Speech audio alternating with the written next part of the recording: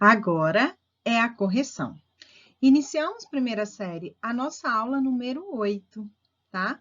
E vamos corrigir as questões das páginas 210 e 211.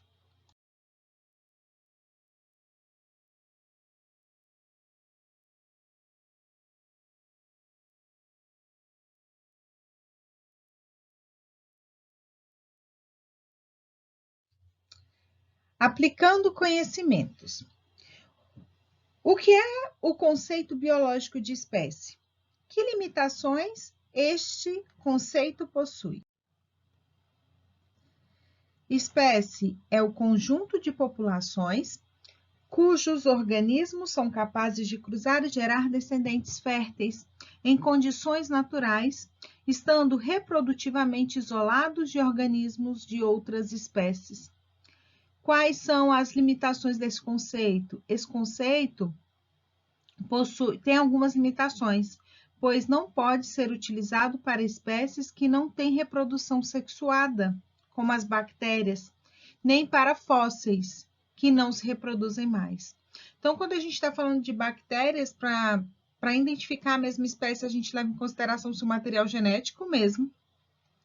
E os fósseis também, a gente leva muito as características morfológicas e anatômicas, tá?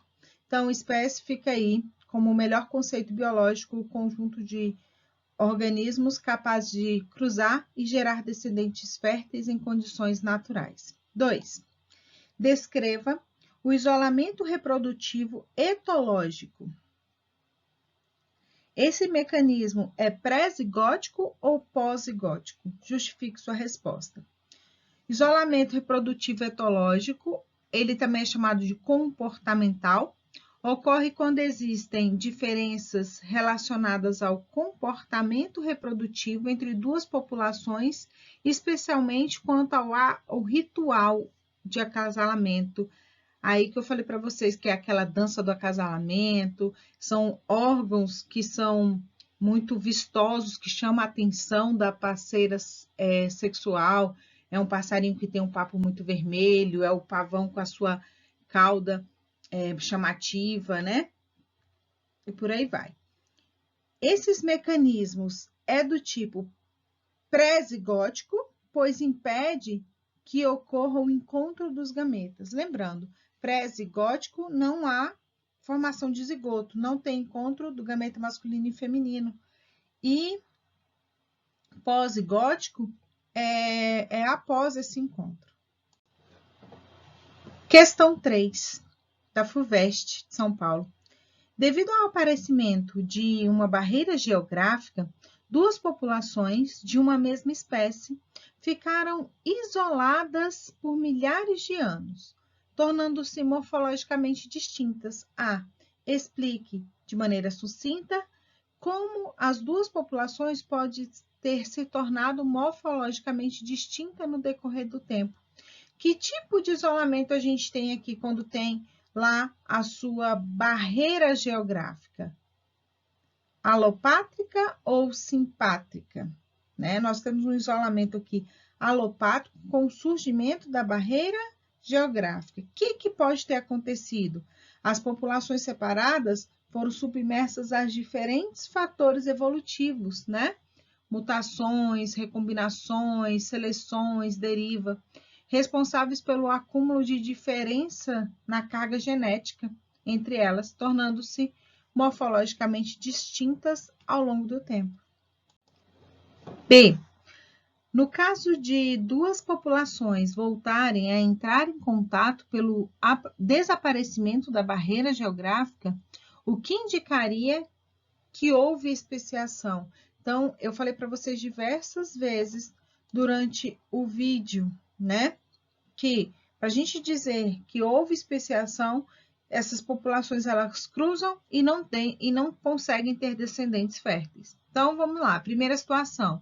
As populações se encontram e conseguem se reproduzir, gerando descendentes férteis. Nesse caso, não ocorreu especiação e as populações constituem apenas raças distintas da mesma espécie, como acontece com várias raças de cachorro. Segunda situação, as populações se encontraram e não conseguem se reproduzir e gerar descendentes férteis. Aí sim, a gente diz que houve a especiação. Então, a partir do momento que aconteceu o isolamento reprodutivo, aconteceu o processo que nós chamamos de especiação, tá? Então, não esqueçam, a gente trabalha em cima do conceito de espécie, e no conceito de espécie biológico, são organismos que são capazes de se cruzar e deixar descendentes férteis. Se eles ainda cruzam e têm filhos que podem ter filhos, são mesma espécie. Se a partir do cruzamento... Questão 4. A figura a seguir representa um processo de especiação em peixes de lagos distintos. Então, nós temos aí o lago A e o lago B. A gente nota que, como a quantidade de água diminui nesse lago, existe um isolamento geográfico aí no lago A, e no lago B esse isolamento aconteceu. Que tipo de especiação, então, aconteceu no lago A? E justifique sua resposta. A gente vai falar que houve no lago A especiação com isolamento geográfico, que nós chamamos... Cadê meu pincel? Marca-texto. Que nós chamamos de especiação alopátrica, com isolamento geográfico, certo? Qual a justificativa para essa resposta? O isolamento, a barreira está visível no desenho e a gente percebe que impediu que as populações separadas mantivessem o fluxo gênico, uma vez que a gente vê que, por um lado, o peixe ficou azulzinho, por outro lado, a população manteve como era a população original. Então, elas pararam de trocar gametas ali, chegando ao ponto de tornar duas espécies diferentes, a gente supõe, né? Se elas cruzarem e tiverem descendentes, possivelmente só são raças diferentes, né? B. Que tipo de especiação ocorreu no lago B? Se lá no lago A foi a especiação alopátrica, aqui houve a especiação simpátrica, onde não aconteceu o isolamento geográfico e as populações permanecem em contato aí, mantendo o fluxo gênico, certinho? Facinho isso. 5. O que é a seleção disruptiva e como ela pode ser responsável pela especiação simpátrica? A gente sabe que especiação simpátrica é aquela que não tem isolamento geográfico. A gente falou da seleção disruptiva mais no outro capítulo, quando a gente falava daquela população de ratos, onde tinha ratos com pelos claros, pelos intermediários e pelos muito escuros. Na seleção disruptiva, vai privilegiar os dois extremos, tá? Ratos com pelos claros e ratos com pelo escuro. Só são exemplos, mas são populações que vai privilegiar, que vai favorecer organismos extremos, tá? No exemplo do rato, que eu estou usando o exemplo dos pelos. Então, vai prevalecer, vai favorecer fenótipos extremos. Assim, vai chegar um ponto que esses fenótipos extremos podem se isolar reprodutivamente, fazendo com que os ratos, por exemplo, né, do mesmo exemplo, com pelos claros, não consigam mais gerar descendentes com os ratos de pelo escuro, passando a ser, como é que fala? Mesmo mantendo-se no mesmo ambiente, passando a ser espécies diferentes. Como eu coloquei aí, esse processo pode promover uma diferenciação no conjunto gênico entre os organismos selecionados, levando ao isolamento reprodutivo dos portadores extremos, ou muito escuro, ou muito claro, ou qualquer extremo genético, tá? E aí deixam, mesmo na mesma área geográfica, uma vez que eles não conseguem mais gerar descendentes férteis, deixam de ser a mesma espécie. Questão 6. A questão 6, ela vai ser uma questão para a gente analisar bem. Olha só. Moscas não podem cruzar com rãs ou samambaias. Alguma novidade nisso aí? Para a gente é muito fácil entender que mosca é uma espécie, rã é uma espécie e samambaia é outra. Mas as barreiras reprodutivas entre espécies afins, que são mais próximas, têm mais afinidades, também existem, como descrito nas situações a seguir.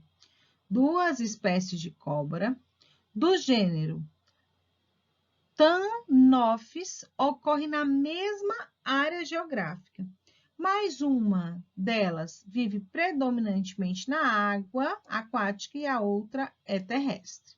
Beleza. Algumas espécies de salamandra do gênero Ensatia vivem nas mesmas regiões e habitats, onde talvez elas possam ocasionalmente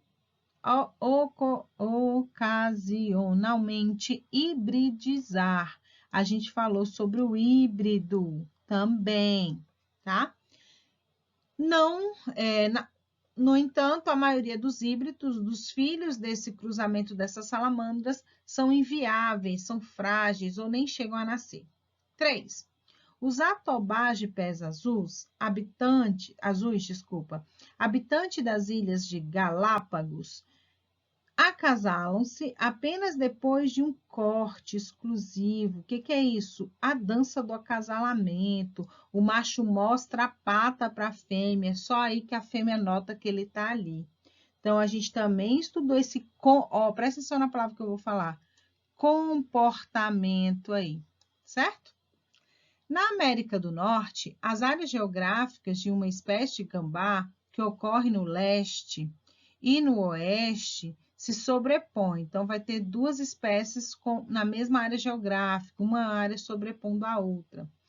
Só que uma espécie, a S. putorius, se reproduz no fim do inverno e a S. gracilius se reproduz no fim do verão. São duas espécies semelhantes de gambás, mas que uma vai reproduzir em uma época, numa estação, ela é sazonal, é um tipo de isolamento temporal. Uma vai se reproduzir no inverno, outra no verão, impedindo assim que elas possam ter os seus gametas encontrados, vamos falar assim.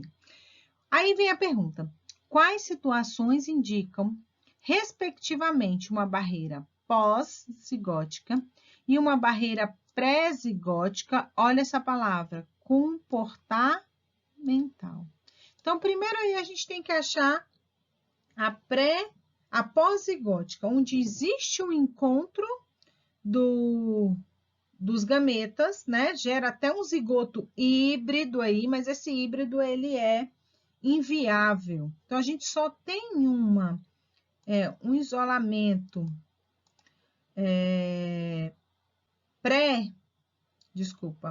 só tem um isolamento pós-zigótico, onde tem um encontro aí dos gametas nessa situação aqui. Na situação 1, 3 e 4, são todas pós-zigótica. E qual delas é uma pós-zigótica de comportamento, onde tem um comportamento que importa para atrair?